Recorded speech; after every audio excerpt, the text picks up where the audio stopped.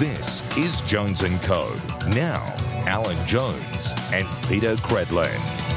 It all up, sad though it might be. Look, on another matter, it was all over the news last Friday. Thousands of students as young as 7 not attending school on Friday and demanding politicians fix global warming.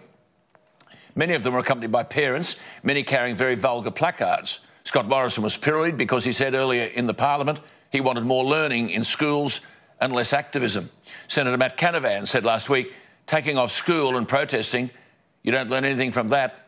The best thing you learn from going to a protest is how to join the dole queue, which prompts the question, where have these children learnt all this stuff? And this massive protest confirms the classrooms become the instrument of propaganda that we knew it was. I wonder how many of the children marching and protesting would know the percentage of the atmosphere that is carbon dioxide. The answer is 0.04%. I wonder, do they know how much human beings contribute to that? The answer around the world, 3%. And how much do Australians contribute? 1.3% of the 3%. This is equivalent to a speck of sugar on the Harbour Bridge and then someone arguing the Harbour Bridge is dirty. One of my staff has a son in high school. My staffer asked how many of his son's mates went to the climate change protest outside Parliament House last Friday. His son said none. The boy then said if it was lunchtime on a Saturday and they had to turn up in their school uniform, there wouldn't be one kid in Macquarie Street. Smart boy. One letter writer, Fergus from Glenvale in Queensland, said, I'm not the brightest button on the shirt, but I've always believed we sent our children to school to learn the 3 Rs. It appears I'm totally wrong. Instead, they're brainwashed by serious left-wing teachers who are supposed to be completely unbiased and keep politics out of the classroom. How wrong am I? Another, Brian from the ACT. School children taking time off to gather and make emotional and alarmist speeches about global warming and bushfires might make good viewing on television. But if the kids spent more time at school and their left-leaning teachers spent more time teaching facts, they would know that 99.9% of the atmosphere is not carbon dioxide. And the human-created component of carbon dioxide is relatively minuscule. The next time they hug a tree, they should think carbon dioxide and then read the comment by Australia's chief scientist who said that even if Australia ceased all of its carbon dioxide production, it would not make any difference to world temperatures. And this comment lobbed on my desk. To all the school kids going on strike for climate change, you're the first generation who've required air conditioning in every classroom.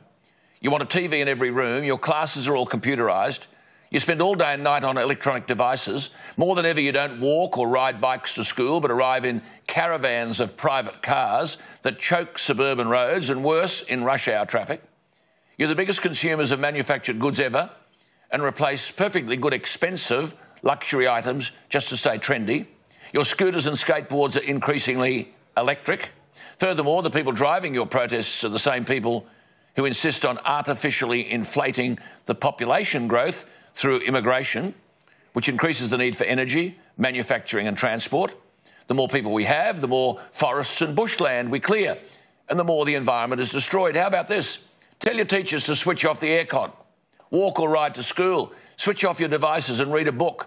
Make a sandwich instead of buying manufactured goods. No, none of this will happen because you are uneducated, selfish, virtue-signalling little numbers inspired by the adults around you who crave a feeling of having a noble cause while they indulge themselves in Western luxury and unprecedented quality of life. Well, as another writer said to me, the United Nations Education Report has Australia 39th of 41 countries in reading, maths and science.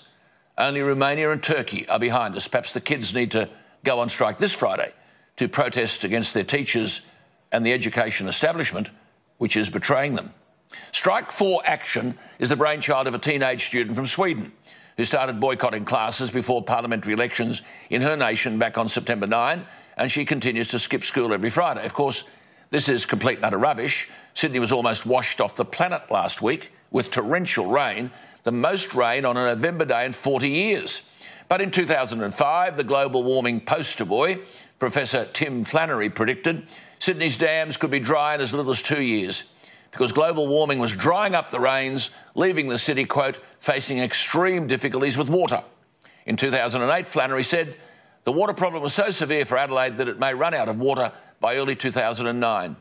In 2007, Flannery predicted cities such as Brisbane would never again have dam-filling rains, as global warming had caused, quote, a 20% decrease in rainfall in some areas, and made the soil so hot that, quote, even the rain that falls isn't actually going to fill our dams and river systems.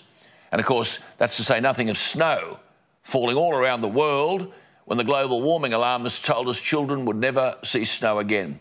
But remember, no child is being taught that Australia is selling coal to India and China to burn as they see fit so they can have cheap electricity. Why aren't we protesting to say we've had a gutful of this left-wing propaganda? A gutful of governments taking their cue from the United Nations. We shouldn't even be in Poland talking about this nonsense. We've had a gutful, haven't we, of Labor governments shutting down coal-fired power plants. And should I say, a gutful of our stupidity voting in Labor governments who prosecute this global warming rubbish?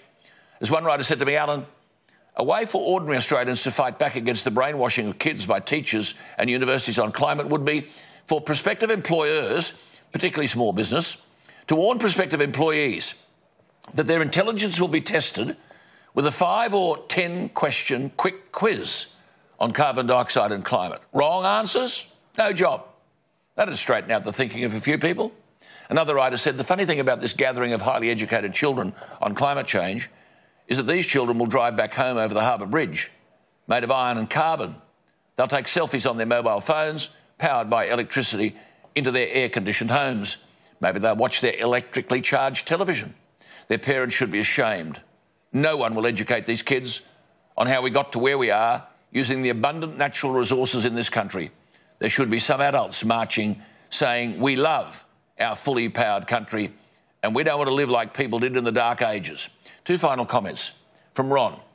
This climate scam is like Nazism in the 1930s. Indoctrinate the young, tell the same lie over and over, ostracise the non-believers, oppress any dissent, and eventually punish opposition.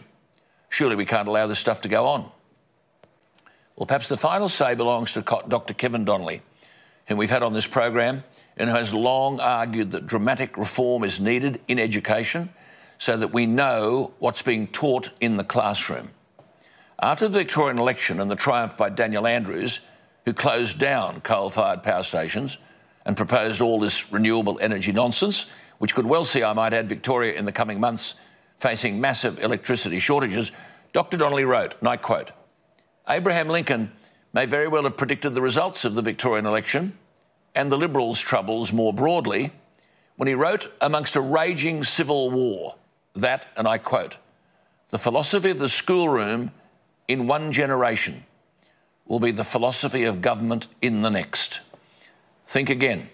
Abraham Lincoln, 16th US President, 1861 to 1865. The philosophy of the schoolroom in one generation will be the philosophy of government in the next. In other words, if you control the education system, you will control how people think and act. This stuff's not accidental. It's deliberate.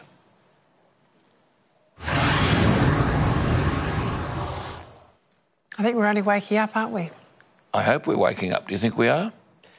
Well, I think people are at least able to talk about it, but will it change the next election? I mean, they're in Poland now. There are 30,000 people there in Poland. Thankfully, Scott Morrison, to his great credit, doesn't even know who he sent. Oh, no. Melissa Price. I found out that today. It was Melissa Price.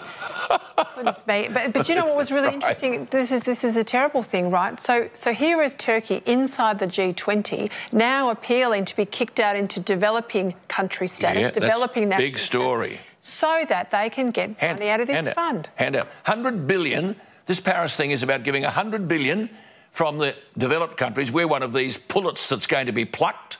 100 billion to go to the rent seekers, the undeveloped. So Turkey has said, oh, could we be reclassified? We want to be an undeveloped country, a developing country, so that we can have a... Despite being in the G20. And China is the same thing. China wants money out of this fund, despite shoveling it out the back door in the South Pacific and having a very, very strong economy. Unbelievable. Let's take a break. Interesting lady coming up after the break. This is Jones & Co. on Sky News Live.